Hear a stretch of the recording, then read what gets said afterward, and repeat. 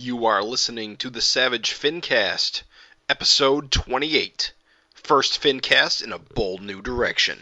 Chicago. A criminal mastermind called Overlord held our city in his terrifying grip. Ordinary cops were losing the battle against Overlord's super freaks and mutants. Then, a miracle happened. When I found him, he had no memory of his past. I helped him find an identity and a life. Now we have a fighting chance. Now we have the dragon.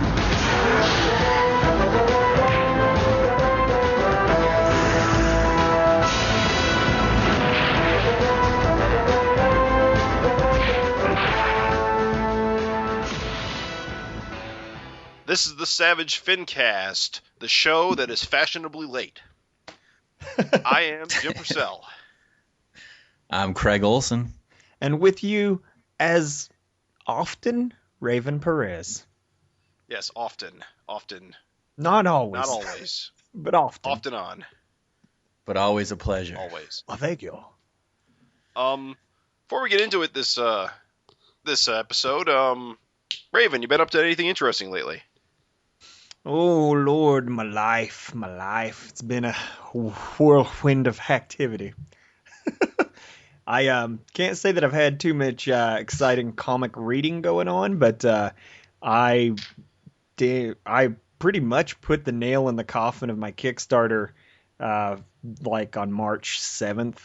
So there's like the only things left to go are like maybe two or three dudes, and like some close friends. So it's super exciting for me because it's kind of like a let out of jail time. Yeah.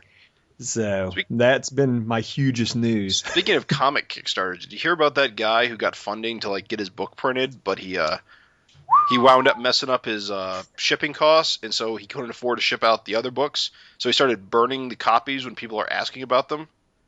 That seemed like he just had like a nervous breakdown and freaked out. Because did you see what he like wrote? And he was just like, every time someone bothers me, I'm burning more issues or something. Yeah. I was like, holy crap. Yeah. That got old Raven hot and bothered. I don't know if you guys saw, but I actually posted about it. I won't go in any giganto rant, but like his and my situations were ridiculously similar. We both did. You miscalculated your shipping cost as well, right? That's exactly what happened. It was even with a quarter. It right down to he did 2,000 books. I did 2,000 books. I fell short on my shipping with a quarter of the backers to go. He fell short on his shipping with a quarter of his backers to go.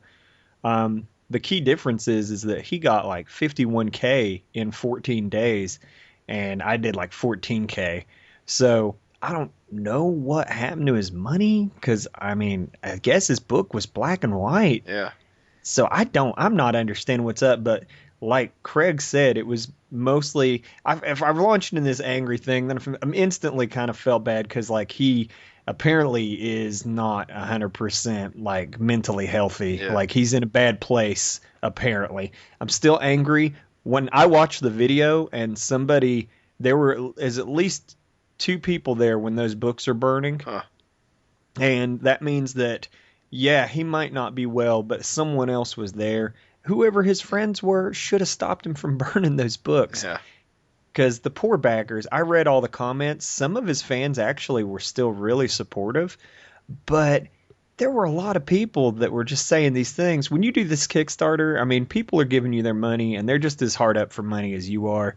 And like, when I read the comment when somebody was like, $50 is a lot of money for me, that's groceries, that's cat food, I really feel like hurt by you doing this. It's just awful. Yeah. Whatever he's going through, someone near him should have jumped in and been like, okay, you can take down your webcomic. You can say that you're not shipping anymore, but dude, we can't destroy these books, and we should try to one day get these books to these people. Yeah. Yeah. His responses were just so like out there. It was just so like, oh my, this guy is like, he's not in touch with the reality. Something's going on with his mental health. A friend of mine told me that it had been kind of evident through the comic or the webcomic that like things have been going downhill for him a little bit. So there's more to it than that. But God, But you were the first one I thought of when I heard about the story. Dude, when I read it, I normally like don't pipe up or say anything about anything because everybody's stories. I felt like a dick. Like one of his like I guess friends or something immediately posted and was like, "Well, you don't know the whole story, and it is very very bad." And I was like, "Yeah, but whatever the situation." Everyone else is on the other side of that having their individual situations. Right. And dude, that stinks. Like whatever he's going through, if he didn't have his full like mental facilities, like I said, there were 2 people in the video he uploaded where he was burning. That means he had company when he was burning those books.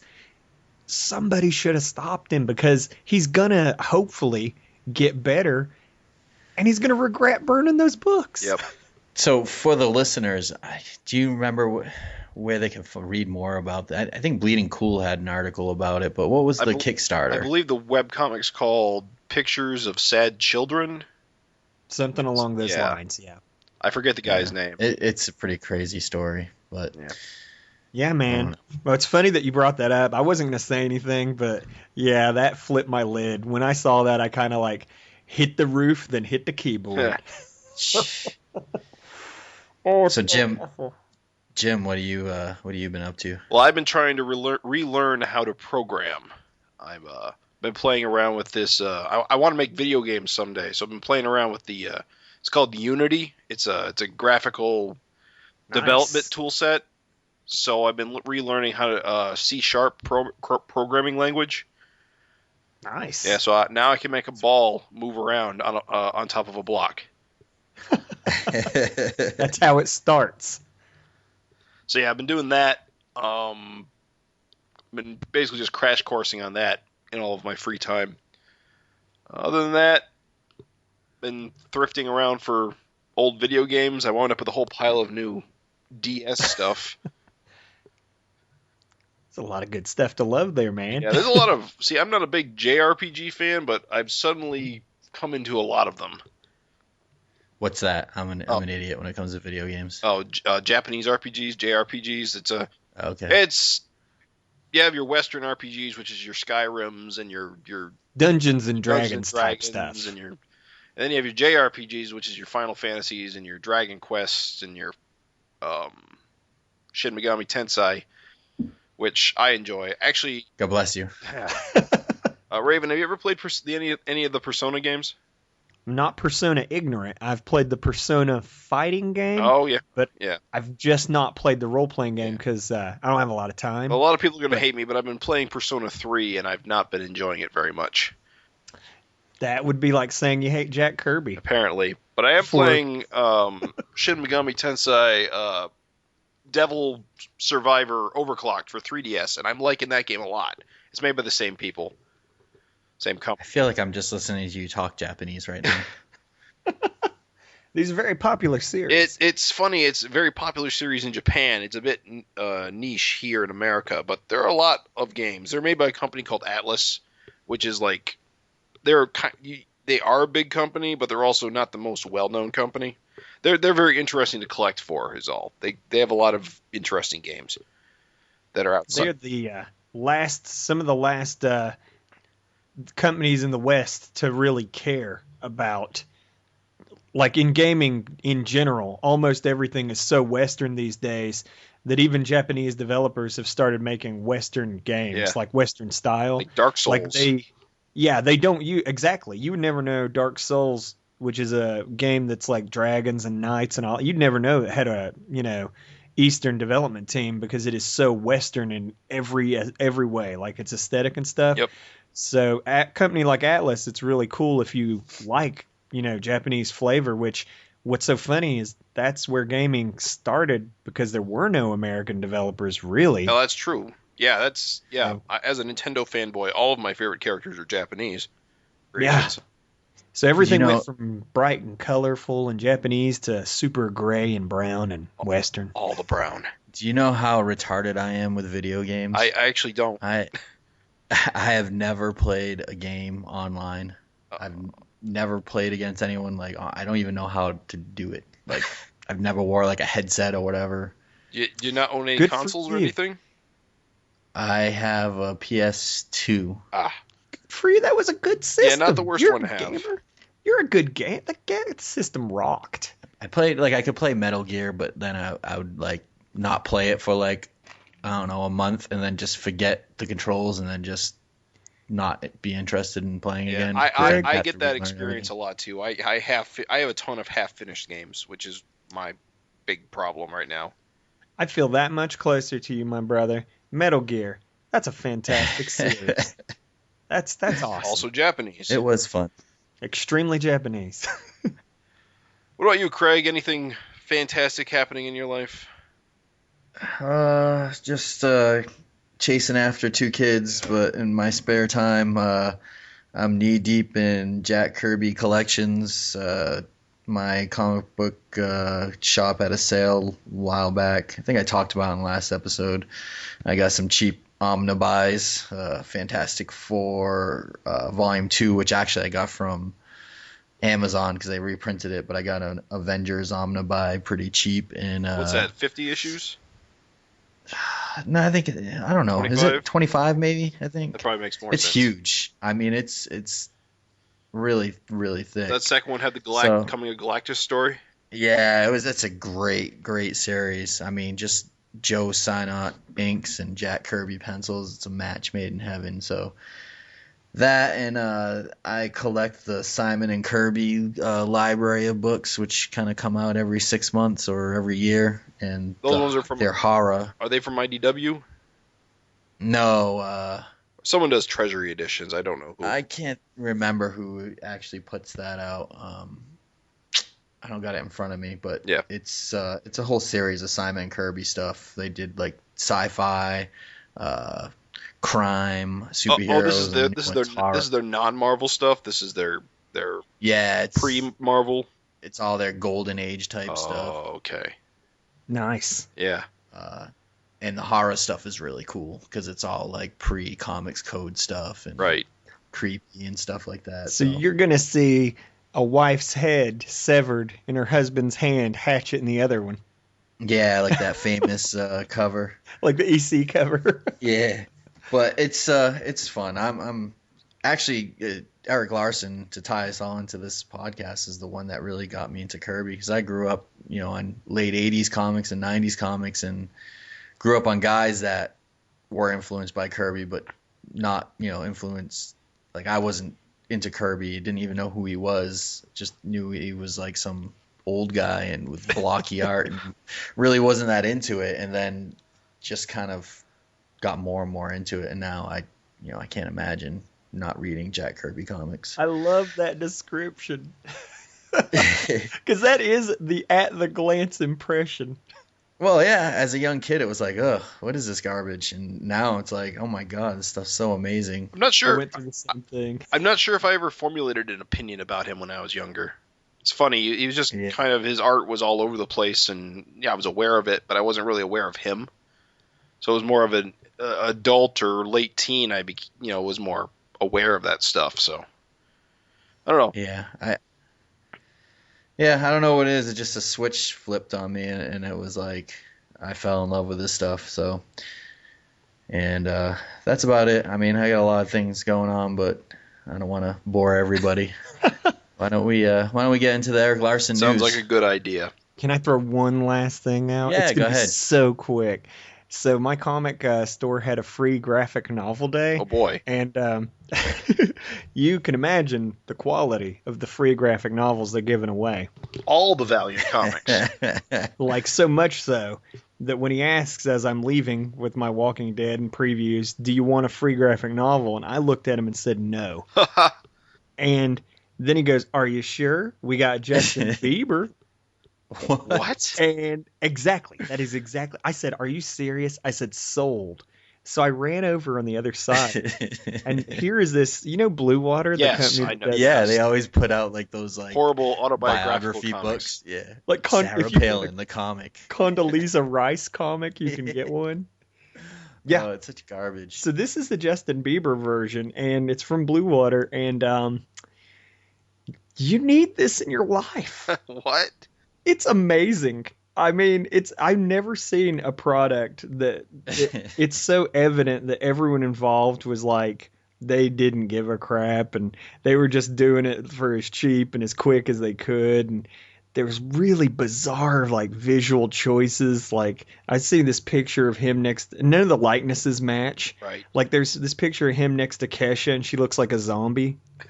There's this picture. Was it like done straight, or was it? It's like it's totally like serious.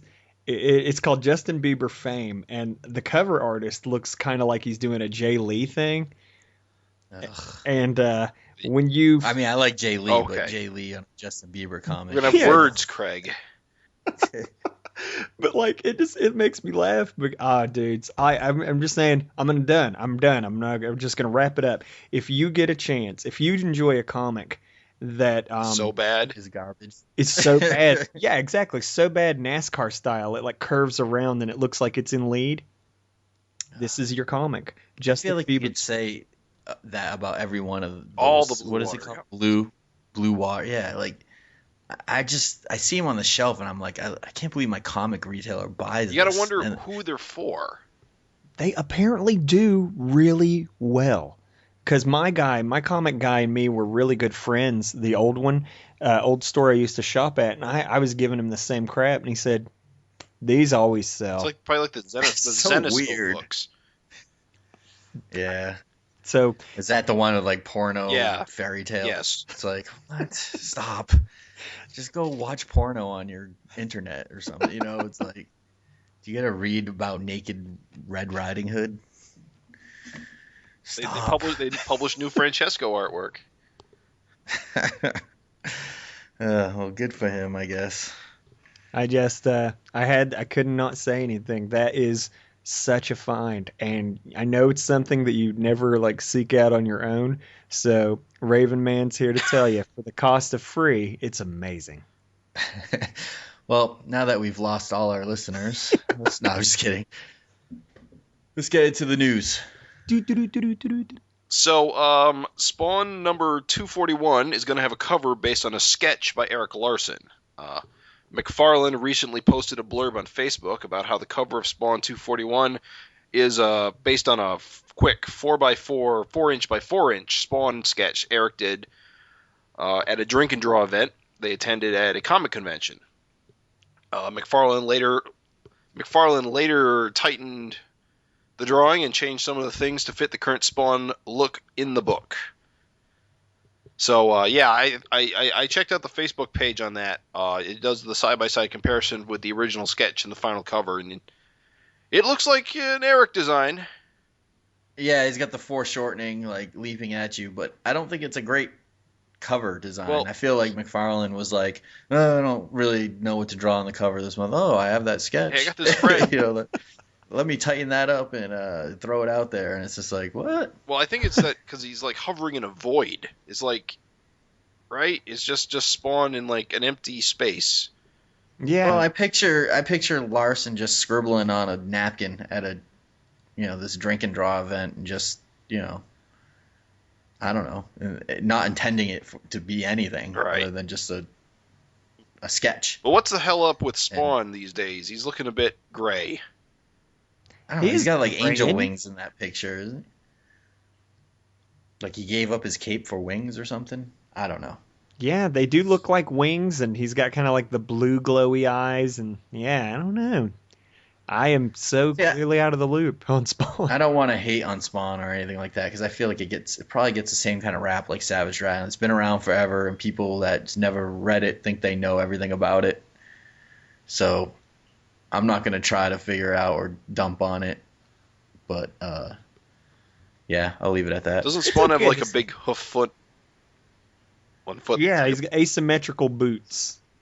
Anyway, I don't know. He's It's just just giant cylinder boots. I was never a fan of McFarlane, so I never was a fan of Spawn. Yeah, I have no idea what's going on. I give him a lot of credit for having that many issues, and it's pretty cool that it's still going. It still sells halfway decent, I guess. He's got all the respect in the world for executing his plan, which was to make a character that outlives him Batman style. I think probably Spawn will go on past McFarlane easily. You think? Yeah. Well, I mean, look at Michael Turner's company, Aspen. Oh, that's true. I mean, they still make Fathom comics.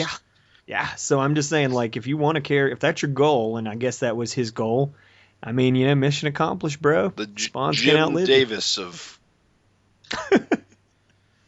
Well, it's one of the highest numbered books too when you look at it. Savage Dragon, Spawn, Witchblade, they're all up there with Marvel and DC's have all renumbered. And isn't it ironic that Image was kind of responsible for everybody lusting after that #1 status, and now Image books are some of the highest numbered books in comics? Yeah, it's a valid observation. Walking Dead, Invincible. Yeah, they got almost 5 triple digits. What? Yep. So yeah, that's strange. Well, I guess I'm ready to jump on the next little bit of tid. Larsen created a Jack Kirby fan group on Facebook, if you weren't looking. He was pretty sure he was dissatisfied with a Kirby fan group he was in. So he said, hey, I'm going to make my own group. We're going to call it Jack Kirby! ! So Larsen made the Jack Kirby fan group on Facebook. In a single week, it grew to over 1,600 members. It's a great group. Fans and pros alike join to discuss Jack Kirby. So that's got to be cool for any kind of comic fan, let alone a Jack Kirby fan. As we said earlier, you might not even realize that your favorite artist is Jack Kirby influenced. And yeah. He probably is. And there's a whole bunch of artists on there. I know Mike Mignola is been on there. Mark Evanier, who is worked hand in hand with Kirby and probably knows more about Jack Kirby than anybody. I can't think of. There is a whole bunch of guys. I can't think of them all off the top of my head. But even various guys that have inked Kirby in the past show up. I think I saw Tom Scioli lurking on there, who did a sweet My Little Pony Jack Kirby recently. I saw that. Jack Kirby. But if you're a fan of Jack Kirby, we should probably post a link to our website so people can find this. You have to get invited in, but all you have to do is request it. And it seems like Erik it's open to anybody, but you need an invite, and you need to get. I don't know if it's an invite, but you just need to get approved. Right. It's just, I guess, to kind of keep all the riffraff out, the spam bots. Riffraff out. Yeah. Got to thin out those spam bots. But it's pretty neat. There's a lot of cool images and a lot of good discussion. That's awesome. Like I said, if you like comics at all, you owe yourself to look into Jack Kirby a little bit, and this is a really cool way to do it because you get to see a lot of active guys that you do know talking about what makes this kind of a legend in the industry who might not necessarily be anywhere near known as much as he should be. They let you know why he's good, so it's cool. Right. I'm going to sign up now.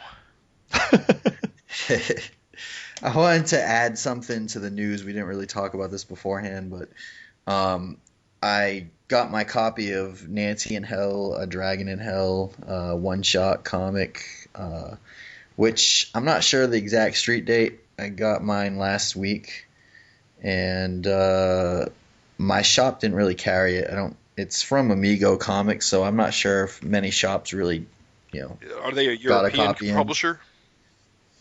I really don't know, to be honest. My comic guy. I think it's from Spain. So. When I brought it up, his reaction was, "That's a real thing." So, they had no idea. In previews, it was not with Image. It was back with the Amigo section or whatever. Well, it definitely wasn't with Image because it wasn't published by Image. I mean, what happened, I guess, is Nancy in Hell was an Image book at one time, and they've kind of moved on. But I think Erik was thinking that it was going to be an Image book when he gave him permission to use Dragon, and they switched over, and he had already given permission. But they did a really good job with it. You liked it? Yeah, I did. I remember seeing the previews and reading the kind of the cover copy and being like, what? But it's a regular size comic. It's one issue. It's one and done. It's a whole story in one. You learn a little bit about Nancy from Nancy in Hell, and you learn a little bit about Malcolm. And the main villain is the Fiend. So basically he gets, I'm not going to go into all of it, but somehow he gets brought to hell. Malcolm gets brought to hell, kind of similar to the way his father was. And he comes across the Fiend. And it's a cool way to... Did they do anything? What's that? Did they do anything interesting with the Fiend, or is it implied that it's Dimple? No, it's implied that it's Debbie Harris's mom. Oh.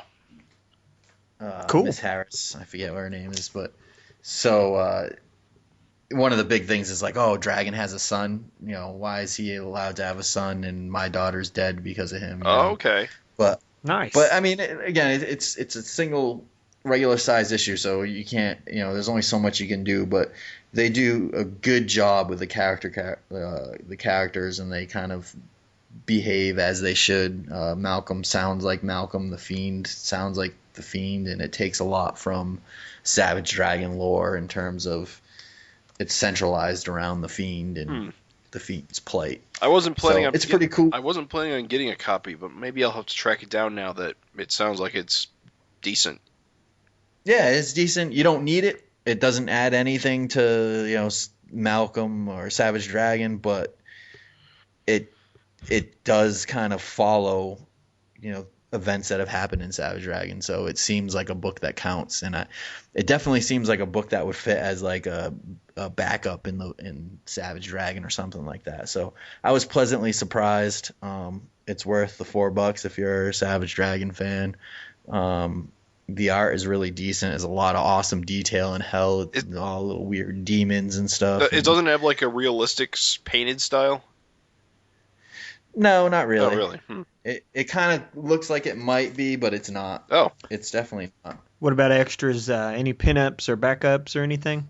Yeah, there's a few pinups. It's like 2 of them that we haven't seen before. Cool. Which are pretty cool. Mine's on its way, so I'm super excited. That's awesome. It's not bad. There's one thing. If anyone is a fan of Nancy in Hell and you know what this is, she's got like this purple like tentacle thing that's coming off her forehead, the whole issue. At first, when you look at the preview pages, I thought she just had like a strip of hair that was dyed purple. I'm not sure what the hell it is. I'd like to know. If you guys out there know what it is, write in and let me know. They don't. I guess they expect you already should know what it is by reading the previous books. I think she's had 2 miniseries, but I had no idea what it was. So if you guys know, let us know. Clearly didn't ruin your enjoyment. No, it doesn't. Like I said, it's a one and done. It's it was entertaining. I thought it was well worth the $4. So there you go. Sweet. It's good to hear. Yeah. So, and not to get long-winded, last thing is, I don't know if you guys saw, but Michel Fife's Copra series is coming back out with another 6 issues. And there was his listserv or whatever he has, his little email list. He sent a notice of like a limited subscription that would guarantee you getting the 6 issues. And I don't know if that's still available. I know you don't have to get a subscription. You can buy the individual issues, but the subscription guarantees that you get a copy. But that's also really cool to hear because I really enjoyed that Copra series. And oh yeah. You can find that. I mean, I don't know the link to it right now, but he's selling it on his Etsy page. If you just Google Copra and Michel Fife, then you should be able to find it, or at least find his website. Yeah, and get there for that. But that's definitely, if you missed the first round, jump in on the second round. The second story arc. I think you guys will enjoy it. Well, that's neat. Good for him. Sweet. Yeah, that's awesome. Yeah. So let's get into the trivia. Yes. Trivialities. Last episode.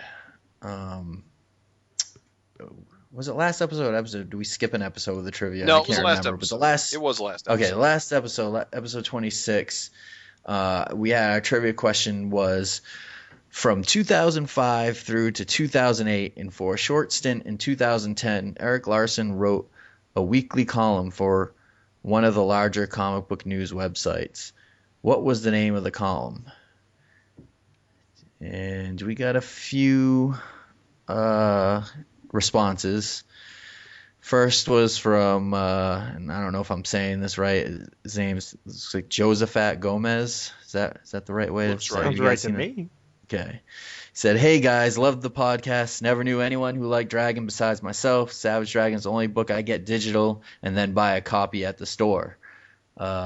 Anyway, the answer to the trivia. Erik wrote a column, One Fan's Opinion, for Comic Book Resources. I think it was back when he was publisher of Image. Love the Erik interview. Got any more of those Chris G variant to give away? No, we don't. But if I come across one, I think I have to hook Gavin up because I think he still needs it. But Gavin Higginbotham. Charge him thousands of dollars. Yeah. But no, we gave that away, and there hasn't been any others that come across my way. Thanks for the kind words on that, though. Will Poe wrote in. He said, if I'm not mistaken, Erik's column was called One Fan's Opinion at comicbookresources.com. And then he went on to say, I enjoyed the year-end review. I'd love to hear y'all review Dragon's original miniseries if we ever find ourselves waiting for another issue. Or maybe talk some fan film casting for the Savage Dragon movie that we all hope and pray will happen one day. Some interesting suggestions. Good show. Yeah. Yeah, that would be kind of cool. I know who I want for Mako. Our buddy, and I should go on to say that One Fan's Opinion is the correct answer, which everyone got. Nick Justice, our old buddy, wrote in. He said, hey guys, I finally remember One Fan's Opinion. I wish Erik still did them. I read them religiously on CBR. Looking forward to the new episode of Savage FINcast. Hope to be on again one day if y'all will have me. We won't. Just going to put that down right now. Gavin, our buddy Gavin Higginbotham wrote in. He said, One Fan's Opinion. And I wish Erik did more of them. There was a lot of cool stuff in there, and I like the articles that pissed people off. Ha! Which was a lot of them, I think. Of course, Gavin cannot win. He's disqualified for being the publisher. But we always love when he does write in, because his answers are always pretty funny. So the trivia winner, I put all the names in a hat and picked out William Poe, who gets his choice of either an Erik Larsen variant edition of Jersey Gods number 5 or the complete 4-issue Star miniseries from 1995. So nice. Just send us sweet loot email at savagefincast@gmail.com and let us know which you would like, and I will send it to you like 3 months later because I'm such a slacker on these things. And I apologize to the people I owe things to. I have them all packed up and ready to go. I think I have like the last 2 winners stuff sitting on my desk I'm looking at right now. To be fair, it's going to go out this week, so don't kill me. I think I know the reason why you're like months late getting your stuff out is because your wife was 9 months getting her stuff out. You gave her that 9 months ago, and it's only just now coming around. It's like, come on. So that works for me. It's all good. Sure, we'll blame it on my wife. Exactly. All right, and for this episode's question, name one of the 2 artists that both passed away before starting the Mighty Man series that they agreed to do for Erik Larsen, which is kind of a downer question, but I thought it was kind of a cool question. It was Lord, is that real? Yeah, it was something that was brought up recently, but there were two artists that were signed up to do a Mighty Man series, and they both passed away before they were able to do it. It's like a Mighty Man curse at this point. Yeah. That's creepy. Yeah. So I thought that was a cool question. Let's see if everyone knows, if you know both artists, I'll give you preference to the winner. But I will, if everyone only gets one, then I will give it to the person that. Nah, that's whatever. I'm just gonna put everyone's name in a hat. Screw it. Send your responses to savagefincast@gmail.com, and we'll sing your praises on the next episode. One winner will be chosen of all the correct entries, and for this episode's question, the winner will get the Flying Colors variant to Savage Dragon 165. So, send in your answers. So get them in now. So let's jump into it. This is a huge issue. It's a bold new direction. Yeah, I don't think we really even talked about it much in the opening of this episode, but this is something different here. We were holding it all back. Yeah, There's going to be a lot of emotions. I think what's interesting about this discussion too is we're not just giving you our crusty old, been there since the grocery store sold Savage Dragon days opinions. We're giving you new. We went the extra mile to get new reader opinions. Well, I didn't. I tried. I tried to find anybody. I feel so bad about it. It's actually, this appears to be one of the downsides of being digital only, is if I was going to a comic shop, I might have actually been able to talk to people. That's it. Let's just end this podcast. And we're done. Yeah. See ya. Bold new directions, great jumping off point. Have a great evening. Oh, great life. Dun, dun, dun, dun. We'll see you on Spawn 194. So, your thoughts, Craig, what do you think on this bold new direction? How'd it grab you? So, all right. There was when I first picked it up reaction, and then let it sink in and see what everyone else was saying and kind of settle down on it reaction. Okay. My first reaction was I wasn't that keen on it. Okay. I wanted to pack a bigger punch to draw. I don't know, I just wanted it to be more exciting, or just I don't know how to put it, but it just seemed like a less than spectacular issue. Yes. But it has since grown on me. All right. The more I listen to read reviews of what new readers thought, I realize that this issue really isn't for me or longtime readers per se, because we have seen the things that can happen in Savage Dragon. Mm-hmm. This is more of a showcase on this is what Malcolm Dragon's about, and here's a quick little thing to show his powers and show where he's coming from, and it's written more for a new reader, which I can appreciate. We just came off an amazing prison arc, which we've seen, it's just the best stuff out of Savage Dragon. Oh, yeah. So I think I was bound to be a little underwhelmed. But again, I think it's because this issue is not really meant as much for old readers as it is to kind of get new people up to speed on who Malcolm is. Right. And I can talk more in detail of the different things I liked and didn't like, but what was your first kind of gut reaction, or your reaction to it? Well, I don't know. Jim, do you want to jump in there first? No, you go first, right? Uh-oh. Well, I got to tell you. All right.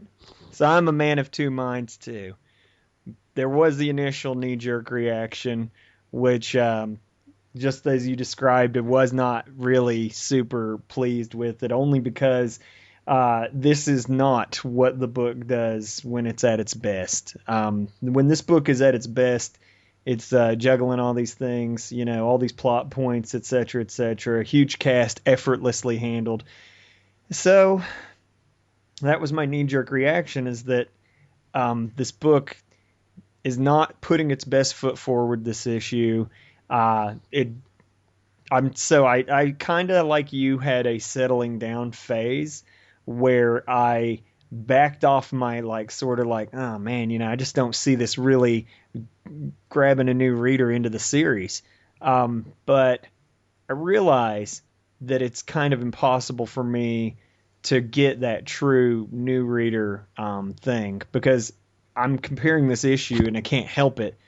I'm comparing this issue to everything I know the book. It's 192 issues before. Bingo. And I mean, I know what this writer can do. I know when he's, doing the quick panels and when he's really dialing up the quality. And, I just feel like, and the thing that I can't back away from, even though I did settle down, because my more technical opinion of it after the knee jerk went away was that, this is a very, very impressive first issue. There's actually like an ass ton of information in these normal issue size pages, and it really does, from a standpoint of just, does it establish his past? Yes. Does it establish his present? Yes.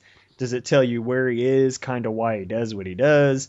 It does all these things, and it does it pretty well. The fight was gory. It lets you know as a reader that, hey, this is a hero who does kill people. He's not got Superman's, oh, I can't kill kind of morality. Right. And so all these things are really, really excellent, and it takes a lot of skill to put that much into this single thing. But I cannot back down on my opinion that the issue ended with a thud, not with a bang. It could have very easily had a cliffhanger to draw in readers for a second issue. Yes. And so I just can't say. And it's funny because Erik is the best at doing cliffhangers. And it's like, why wouldn't you do a cliffhanger on the first issue in A Bold New Direction? You want to bring someone back for a next issue, end on a cliffhanger. I don't mean to be, make someone buy your next issue. I don't mean to be harsh, but the thing is if this was another Image title, not Savage Dragon, not from an Image founding father, and if it was actually a number one, it would almost assuredly end in some way that dragged you into the next issue. I've read a lot of Image number ones of various series, and they almost always have some good hook to drag you into the next issue. I can't think of many that are just sort of like, and we're done. Yeah. What'd you think, Jim? Okay. My first opinion, my first impression was, I still don't like this logo very much. But then I turned the page and I went, yes! Purple flannel! I love young Malcolm with skinny arms and the flannel. I don't know why, but it opens on this great flashback that really calls back to that period of Malcolm I really like as a character when he was a lot younger. And actually, the opening flashback itself I felt was a really strong opening because it shows you Dragon in his prime, and it shows Malcolm, when he was younger. Totally agree. Still being tough little kid. And then we jump to the present. After that, however, I've got to kind of agree with you guys about some of the pacing and the direction it went in. Not being as strong as it could have been. It opens with a bang, but then it just kind of feels like it's a lot of information dumping. And it is establishing Malcolm's status quo, and I think that's very important. But I felt like when it gets to the fight scene at the end, because you get two decent fight scenes in this issue, which is pretty par for course from Erik.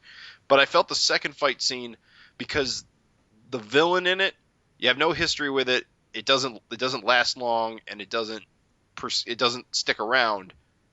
It's like it doesn't matter. I guess it doesn't. Yeah, Malcolm never feels like he's actually in danger, so it's hard to take it seriously.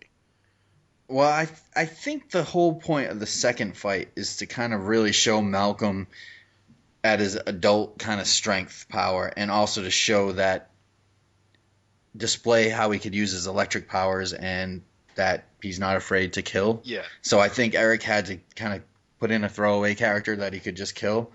But honestly, he could have just thrown in a vicious circle guy to kill too. But the guy is a cool looking visual. It's almost that tantrum guy. I'm sad to see him go. But it wasn't even that. It was like, I don't know. Malcolm basically kills the baby part of Tantrum, because Tantrum, it was for the listeners who hopefully have read the issue, Tantrum is a dual character where the large bulk strong character appears to be an adult, and then embedded in his chest is like a child whose emotions seem to dictate the creature's actions. And so in order to stop it, Malcolm crushes the baby's head and then electrocutes the giant to finish him off. I felt like Tantrum could have been a tragic character that was only behaving like it was because it couldn't control itself. Like it was literally a baby. And I thought that by casually killing it without really dwelling on it, it kind of cheapened the character. It could Yeah, have been I felt the same way. yeah.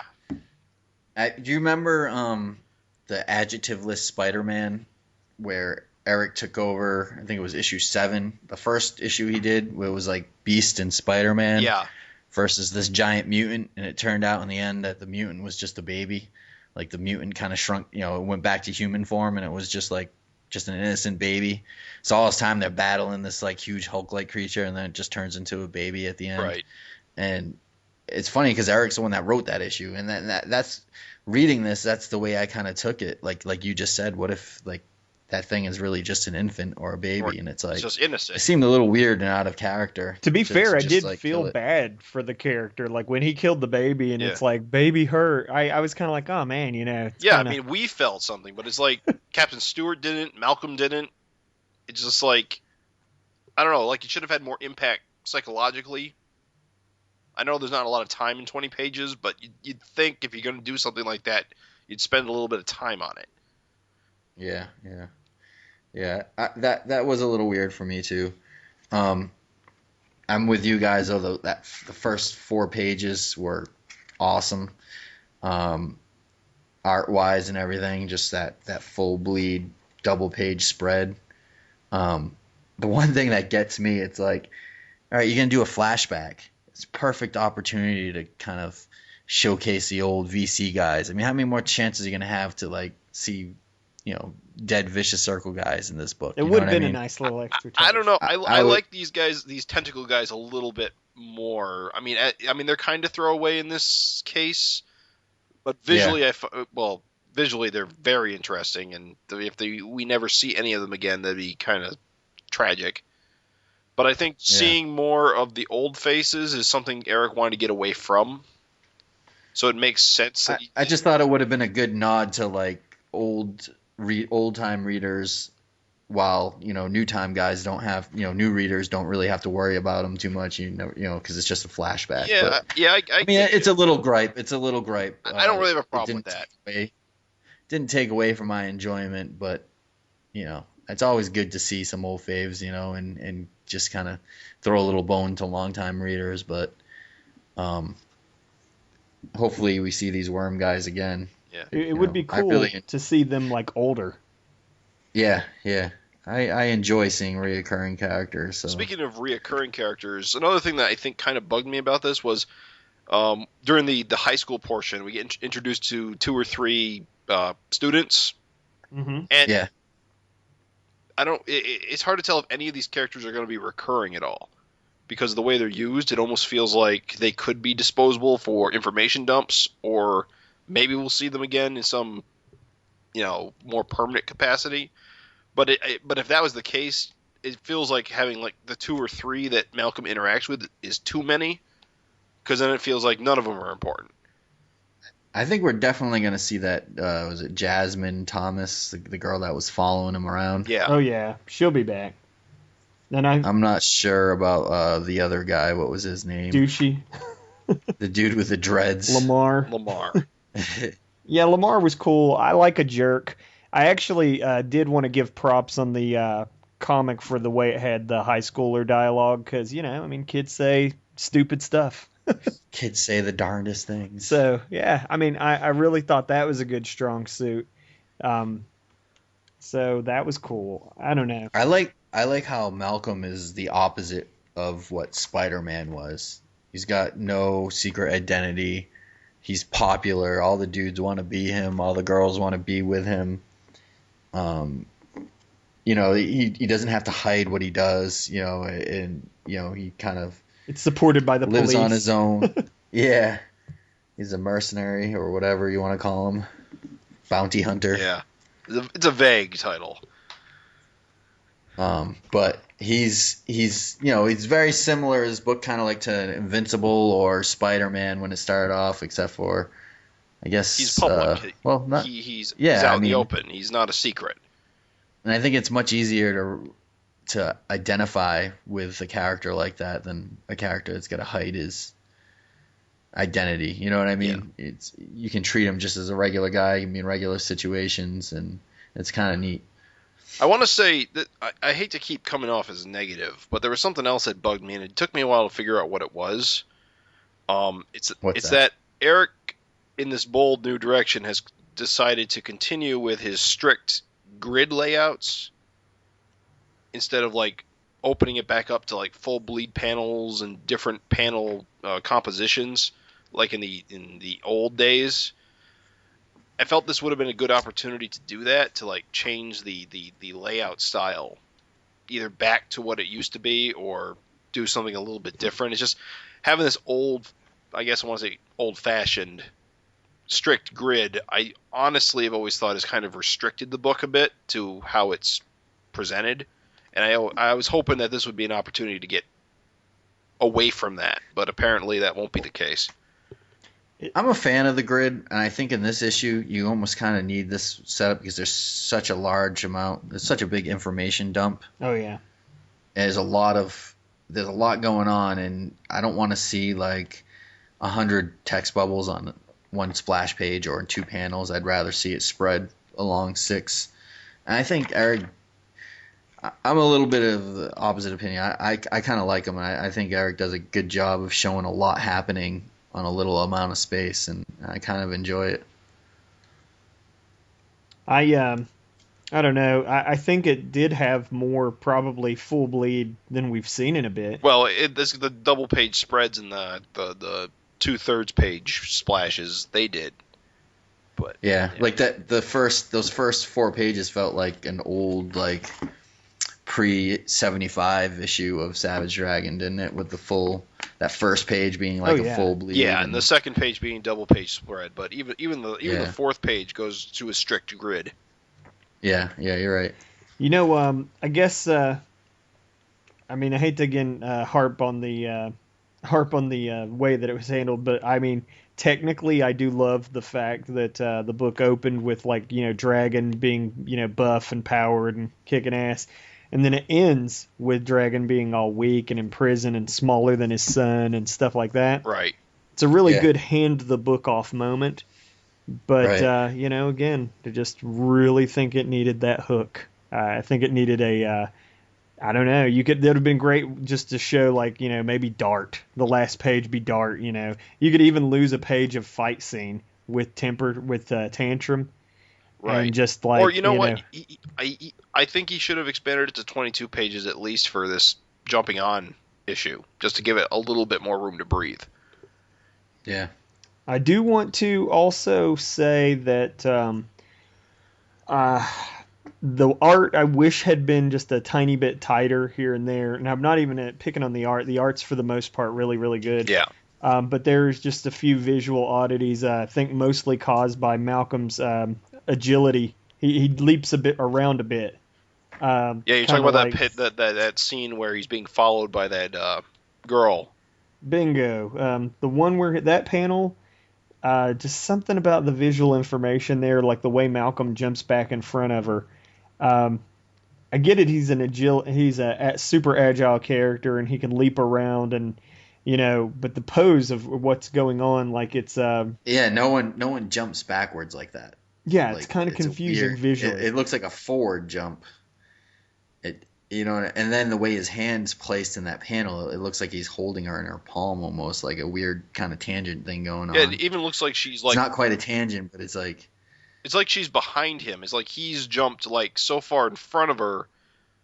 See, I think it's supposed to look like he's like... his leg is like... He's like supposed to be like across her, like he's reaching out to block her path, but instead it looks like he's jumped past her.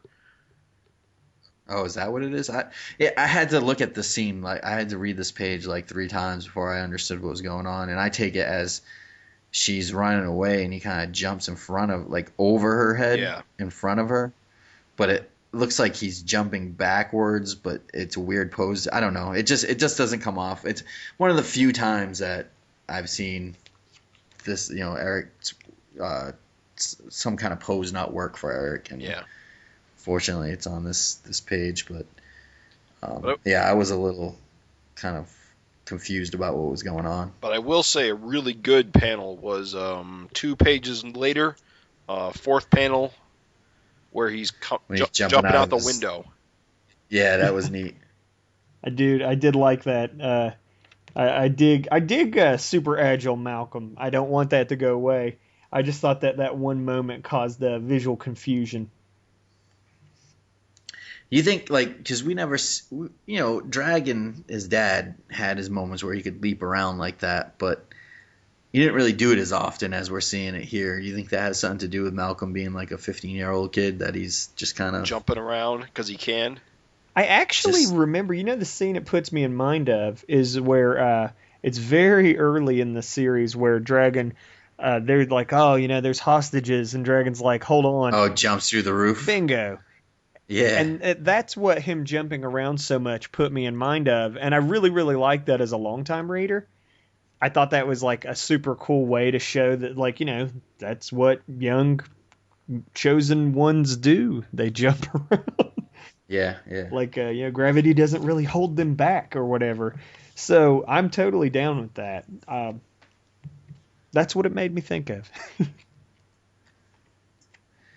The other thing, since we're talking about what Erik does best, which I thought was a little weird, was, all right, you want to showcase this issue as like, hey, this is what Savage Dragon is all about, So it was weird they didn't put a cliffhanger, but I thought the other weird thing was that he didn't choose to have like a backup story.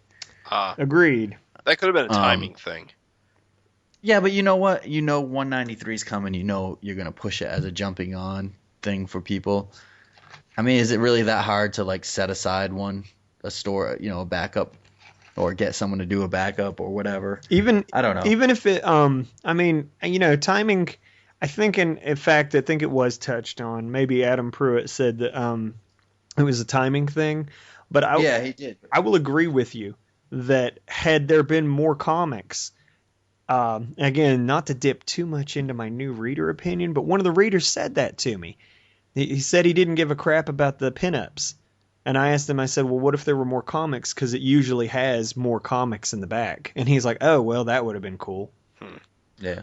Yeah, we should probably talk about the guys guys got to read the book. What did they think? Craig, you take it away. All right. Well, I talked to one of my best friends, this guy Jason that I grew up with. He lives in Massachusetts, and he still collects some books. I don't get to talk to him very often now that I live in Philly. Once in a while we chat.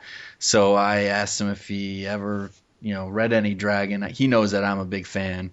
And he knows about Dragon, has kind of a basic understanding.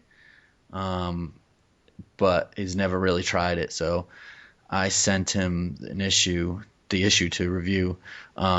Before we started, I asked him to send me a list of what he was currently reading, so we have an idea of kind of what he's into. And what he's reading now is Invincible, Walking Dead, Daredevil, Nova, Powers, Ultimate Spider-Man, and he says he still buys Spawn, but he hasn't read it in years, and he still reads Usagi Yojimbo, but they haven't made a new one in years. Well, and he said, I don't know, I guess.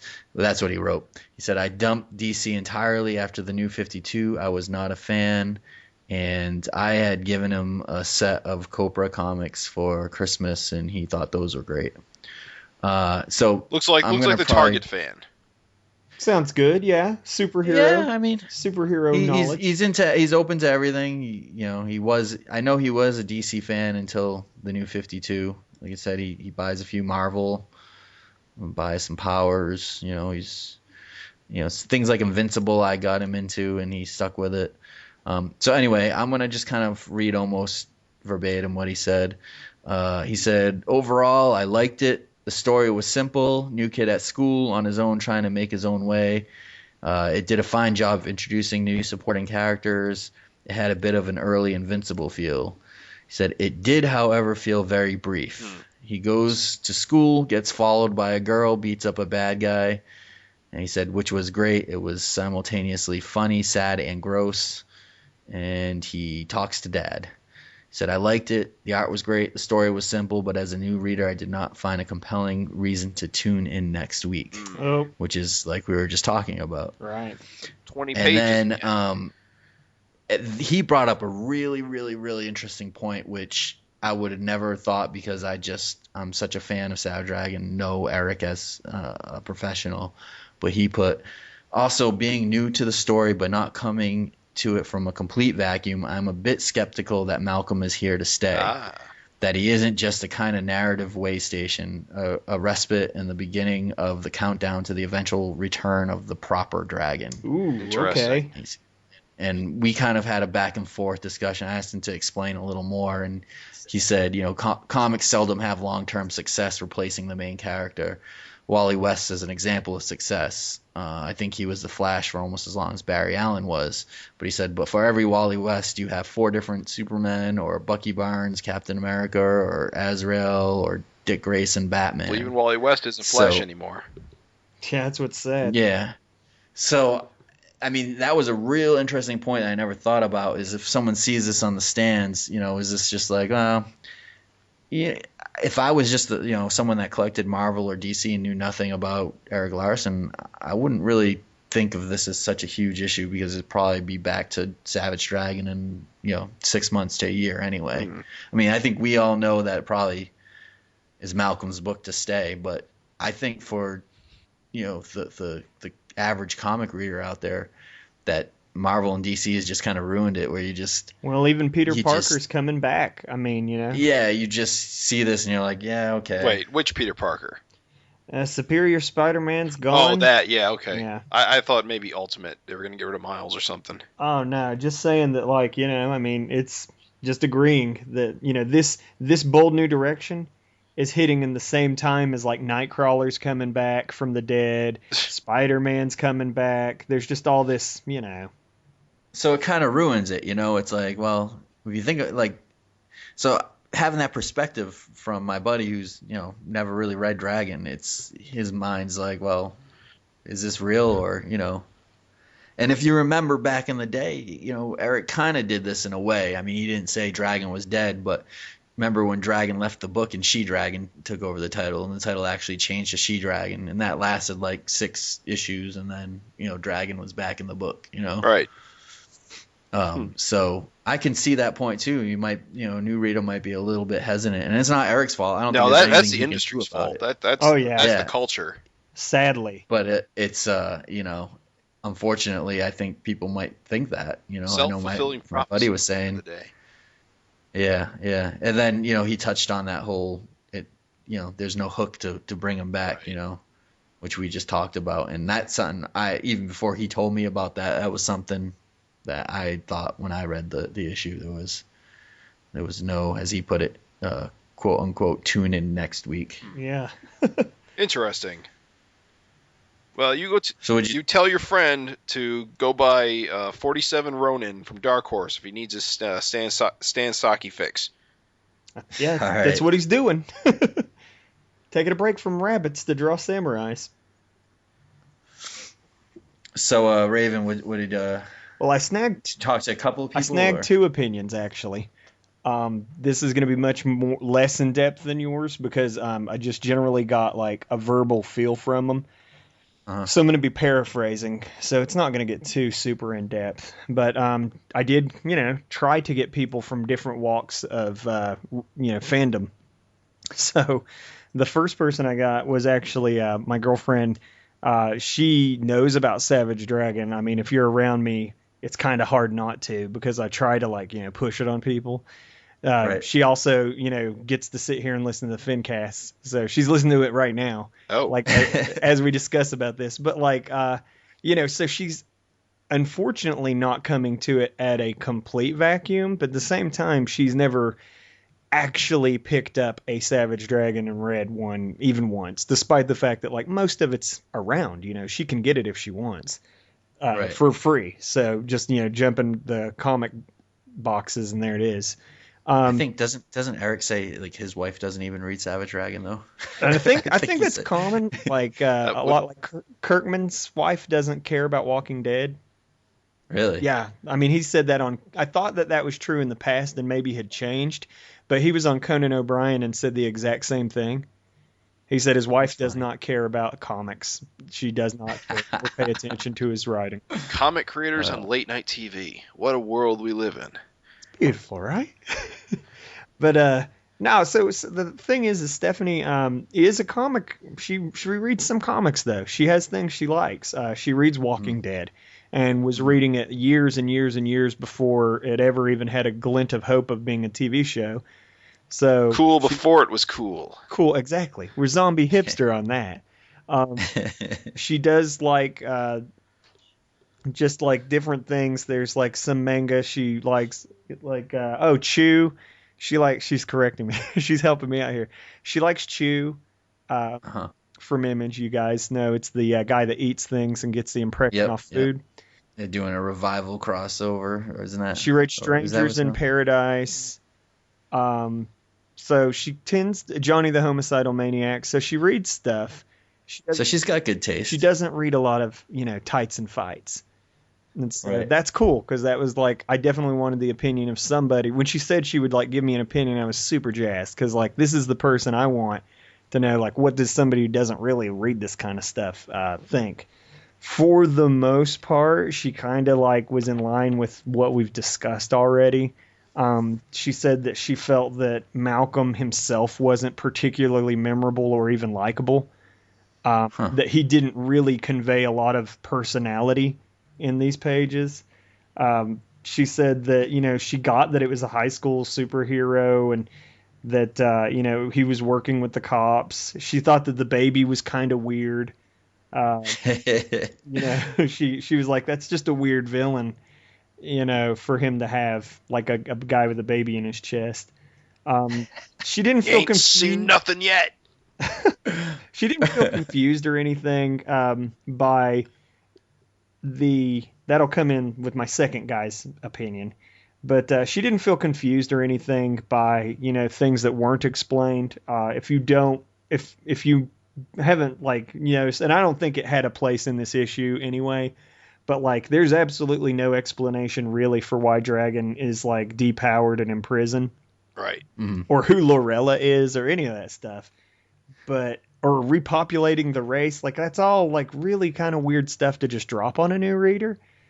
But she didn't really care about that. She just rolled with the punches and assumed that would be stuff she'd get later if she stuck around with it. Yeah, I think you're right. You could get heavy-handed to explain everything, and I think it's up to, if you liked what you read, you kind of go back and find out why they're talking about this. Well, you'll see why I brought that up when I give you the second guy's opinion. You'll be like, what?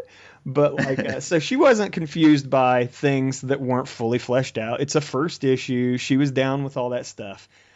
She thought the visuals were a touch confusing. She mentioned the panel of Malcolm jumping backwards in front of the stalker chick as something she just couldn't figure out looking at.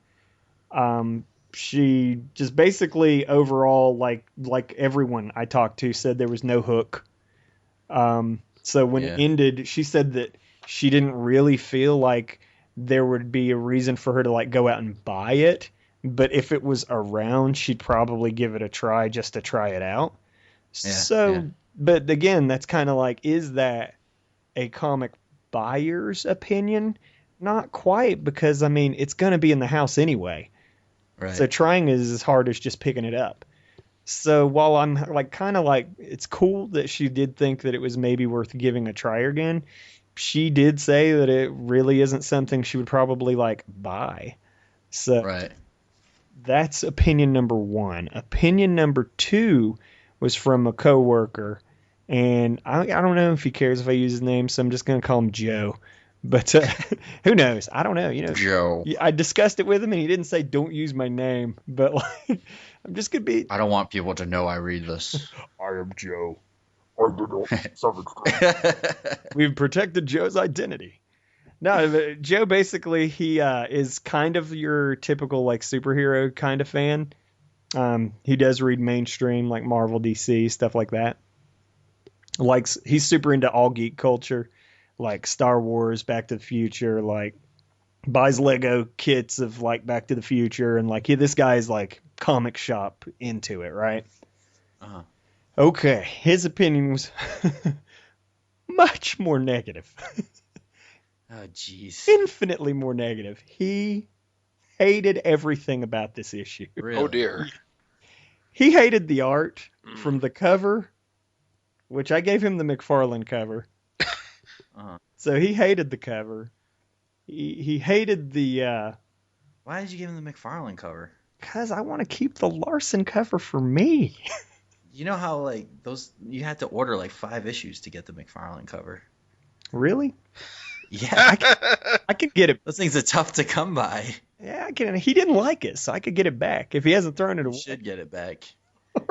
I had to get mine on eBay because Are you serious? because I'm a completist and Diamond didn't give my shop even though they ordered 5, something happened and they got shorted. My comment guy said, "Do you want the McFarlane cover?" And I said, "Not if I have to pay extra or anything." And he said, "It's $1 more." And I was like, "Okay, I'll take it." I feel like a D-bag. Well, I'll get it back. I'll get it back. Whatever, you're not contributing to the whole variant culture. You're just in it for good stories. I got both covers. The other guy, he hated everything. He was confused. Bastard. He was confused by everything. I know that you guys are going to laugh, right? You would think that when they say things like, "Do you have a date for homecoming? Are you going to try out for the football team or whatever?" But he didn't know if Malcolm was in high school or college. Huh. And because Malcolm lives alone, that's what threw him off. Yep. That's a bit of a weird situation. He said, Uncommon. He said he lives alone. He said, so, I mean, I didn't know. He said, was he in college or high school? And I was like, geez, I guess homecoming does apply to both. So does, he says he's a sophomore. I mean, they're eating in a cafeteria, but you also do that in college. Mm-hmm. I guess I didn't think of it because I just knew he was in high school. Stephanie wasn't confused by it, but, I mean, gotta be fair. I can see that. It doesn't say high school anywhere in the issue. I looked through. Well, I mean, how many 14 or 15-year-olds live on their own? I mean, I know it is a comic. That's kind of the weird bit is he's living on his own, but he is a superhero. But I don't know.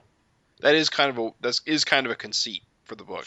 Furthermore, my longtime superhero fan, he liked Tantrum. He loved the design. But he didn't so much. He was shocked that Tantrum got killed. He was kind of like also shocked that Malcolm seemed to show no real remorse or anything. Mm-hmm. He harped on the same panel that everybody's harped on at this point. So I'm not even going to bring it up. He harped on the fact that there was no cliffhanger. He said there was zero reason for him to come back. He said there was no memorable, no hint at you know what? I know you're going to laugh, but again, we just got to think of these things. He was like, there's no real origin to it. He's like, why? Why is this guy strong? He's like, what? Why is he strong? Why is his dad strong? He's like, did his dad have to give him his powers? He's like, yeah, with his penis. That is the best line ever. That should be the tag for this FINcast. He got his powers from his dad's penis. No, but I mean, I know it seems crazy, but I mean, from the opinion of somebody who's never read any of this comic at all, these were genuine things he thought. So I have to be, and he's not, this is what's funny is this guy is not, he doesn't even know anything about Image. So you can't say he's bringing Image prejudice to the table. Yeah. He doesn't know what Image is. He likes Marvel and DC, and he's not read any Image. So it's not like he hates Image, and this is Image hate. This is just plain good old-fashioned first impression. So this guy was super not happy. He said there was no reason for him to read it again. He didn't care about the character or anything.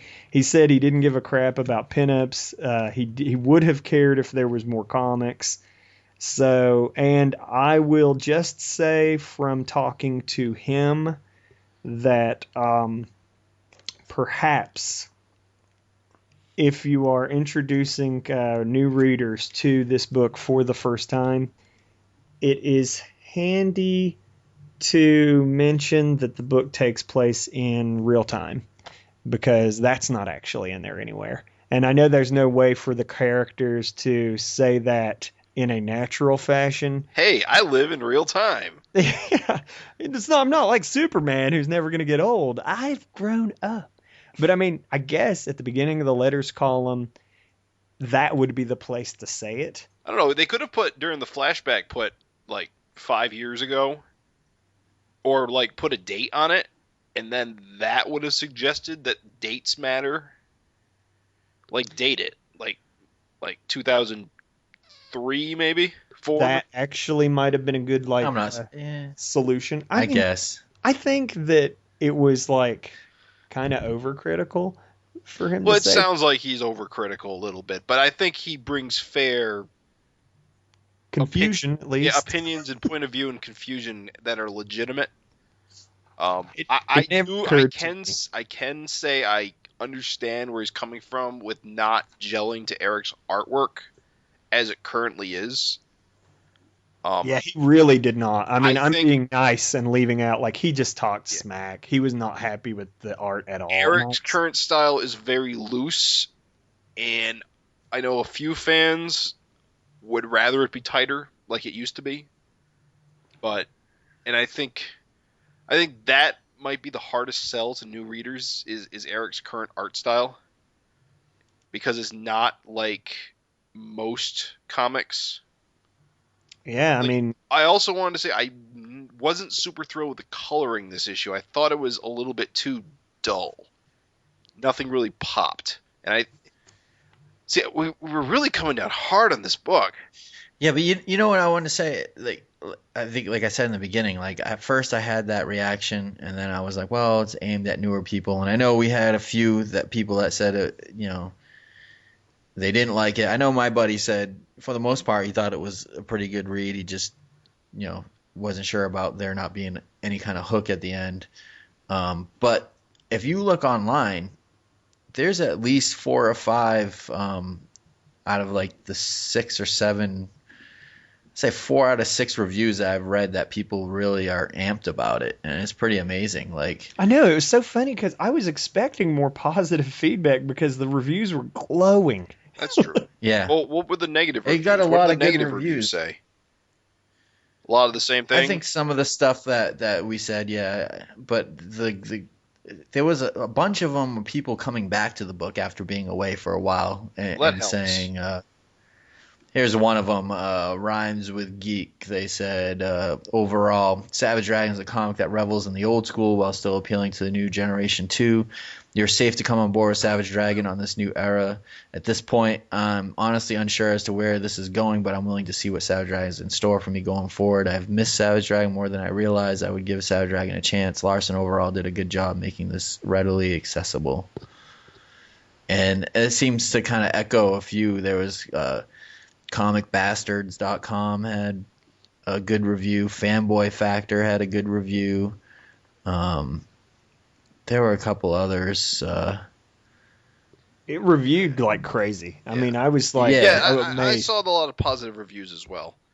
But I think ultimately what you have to do here is take this issue and you got to compare it to miniseries issue number 1.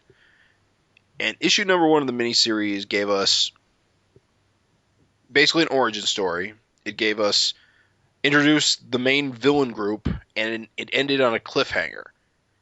And it really roped you into coming back for issue number 2. And I feel that this issue isn't as strong as Savage Dragon miniseries number 1, and I think that is the problem. That's where I ended up. I cooled my jets off my knee-jerk rage. Not rage, but like my knee-jerk opinion. Rage. Oh, damn you, Larsen. Why is this not perfect? No, I cooled my jets, but it was like, at the same time, I think you hit the nail on the head 100%.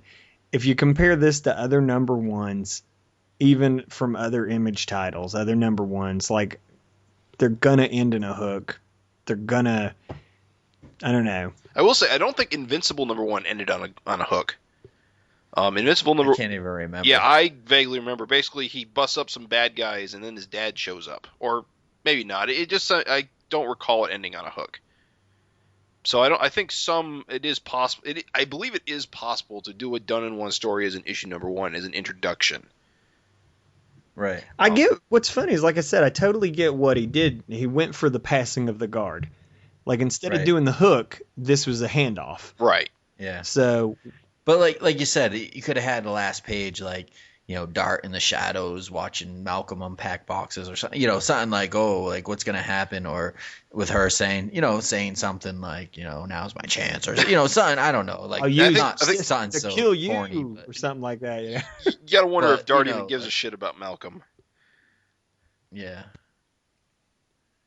I don't know. Like, just something to pull you in, like some villain, like you said, showing up in the last panel. Like Tantrum. Maybe Tantrum is that Skull Guy's agent or something, and like you see him as setting up whatever he does next or something. Or I don't know. But yes, I think that's what ultimately this issue is lacking, is a legitimate hook to rope in the new readers. If I had to strip away everything else, I would even say that everything else is totally forgivable. Like, even like occasional wonkiness of art, like, pacing, all that's forgivable. But I kind of just can't get away from is I just think it needed a hook just to make people want to step in for that next issue. The thing I'm a little bit like about is I wanted this to be the issue that I could hand out. Yeah. Be like, you new to Dragon? You want to try Dragon? Try this issue. Yeah. And I don't really want to give this issue out as the one to try. I think there's going to be other issues, like, even though it's not as clean a jumping on point, if I want to wow somebody about Savage Dragon, for me this wasn't it. But it lacked a wow factor too. Yeah. Yeah. Like, I remember, like, issue ones of other series, like, I hope you're going to just laugh. I don't know. Some people love it, some people hated it. But, like, issue 1 of Wanted. Like, I gave that to some of my buddies, and they were hooked. They couldn't wait. Yeah. This doesn't have a wow factor. Oh, well. Well, we got to be honest here. Yeah. If we just kissed his butt on everything, this wouldn't be an interesting podcast. So yeah, this is probably the worst reviewed issue since Jets killed Oh God. Yeah. Man, that was an issue. Well, and it's a heartbreaker too, because like I said, this is the issue that you want to be one of the best, because you want to hook someone on this. I think I don't want to pan this book, and it's not. I think it's more of this is a average, not an average, but not a superior kind of Savage Dragon book, but it's not completely awful. No, absolutely not. You know what I'm saying? It's just, but because as fans, we like what it presented because we like Malcolm already. We're already into him. Right. So we appreciate it, but the problem is we don't see it having larger appeal, which is what we want. I think if this wasn't kind of promoted as, the first new issue in a bold new direction, and really the torch, passing of the torch to Malcolm, that this reaction wouldn't be as negative. Yeah, it's got a lot of weight to carry, and that definitely is like the opinion. I mean, that's definitely what's swaying our opinions anyway, like in the way they are, is if this wasn't, if this didn't carry the burden of supposing to be your great jump on point. Like you said, you give it to a new buddy and go, here you go, check it out. Yeah. But it does. So the question remains, the thing is that, like, it could still easily, Invincible puttered along until Omni-Man's big twist. Yeah, that's true. It started out pretty middling, average superhero teenager story. I didn't try it. I wasn't on board with it right off the bat. I was on board only because I read Tech Jacket, and I knew Kirkman could write superheroes well. Yeah, it was the same way. Once I heard about the twist, which I hate to have it, like, ruined for me, but, like, the twist brought me on. So...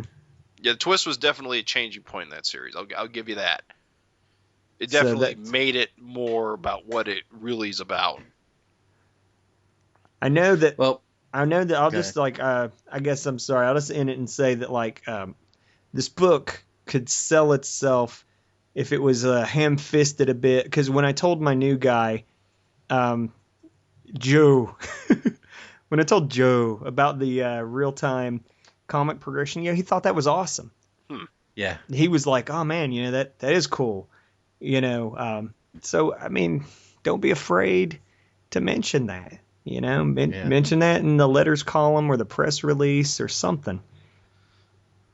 Well, the cool thing is this is issue 193, and we're getting really close to 200. So I'm hoping Erik has something really cool planned for 200 that's building up to that. That when we get to that, you can say, well, look back and be like, wow, that was an amazing arc between 93 and 200. Malcolm's first like big arc or whatever it is, or for second arc or whatever. But it's pretty exciting that 200 is like right around the corner. Yep, it's gonna be an interesting year because 200 hopefully will be out by December. Hopefully we'll make it that far. 7 issues, right. I'll say yes. So yeah, I think he's been averaging like 9 issues a year or something. Yeah. So it's likely we'll see it this year. So this year, this first Malcolm arc in issue 200 is going to be a very interesting year to follow.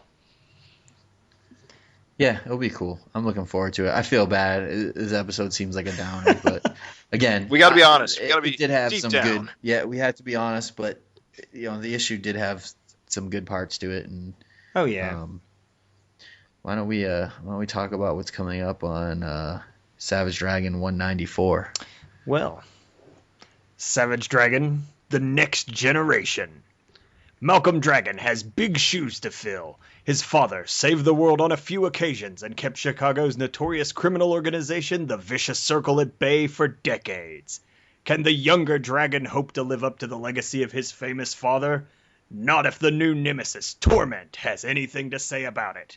With a benevolent voice in one ear and a sadistic one in the other, he may just be the most conflicted killer of them all. And Malcolm, I always said Savage, and Malcolm Dragon is the only one standing in the path of this fearsome new foe. Dun-dun-dun. That'll be an interesting issue. That's the one with the cover with the guy with the 2 faces for horns. He has a great visual. Yes. Yeah, jumping around the building tops. He's like, I can't remember the cover exactly, but he's smashing Malcolm into one, right? I think like so. He's using it for like a club. If you end on a positive, if you want to end on a positive note, I mean, it's real easy. We know this book has all kinds of awesome stuff in store for people who stick around. Amen. And I mean, there's just the Brenda Funk thing, the guy that gives people powers who looks like Shao Kahn from Mortal Kombat. There's Dart. just Dart, good Lord, Dart. There's the whole thing with all the heroes leaving Chicago and forming an SOS in DC. I mean, there's just tons. And there's the new Vicious Circle. Remember the young kids? They're out there right, somewhere. Yep. There's Vanguard and his Guardian of the Galaxy version floating around in space. Yeah, so there's just a butt ton of amazing things that are out there. And it can swing around and be awesome so quick. And for the most part, it seems like everybody pretty much dug it. I mean, if you believe reviews. Yeah, and I don't think people go out of their way to write about Savage Dragon if they didn't really believe what they were writing. It's not like it's, I don't know, Superior Spider-Man or something like that. It's like, you're not going to really write about Savage Dragon unless you really want to talk about it. So I believe what those guys are saying in their reviews. So, I think we're a little down on it. But it gives me hope to read reviews where people are like really excited to come back to Savage Dragon. So, and in addition, I mean, it's just a matter of like, you're just not going to please everybody. I mean, right. The reviewers clearly like dug it and loved it. And, we didn't all out hate it. The only reason we're holding it to high standards is because, I mean, hell, we know what the book can do. We can do. So this book can do amazing, amazing things. This was not, it's the usual like performance, but that doesn't mean it was bad. It just wasn't what it needed to be. Very cool. Well, I think that does it for another FINcast episode. Yep. See you next time. See ya. See you later. The Savage FINcast is hosted by the Gutter Trash Podcast Network, which can be found at guttertrash.net. The Savage FINcast is proud to be members of the Comic Addiction family of podcasts and the Comics Podcast Network, which can be found at comicaddiction.net and comicspodcast.com. Bye.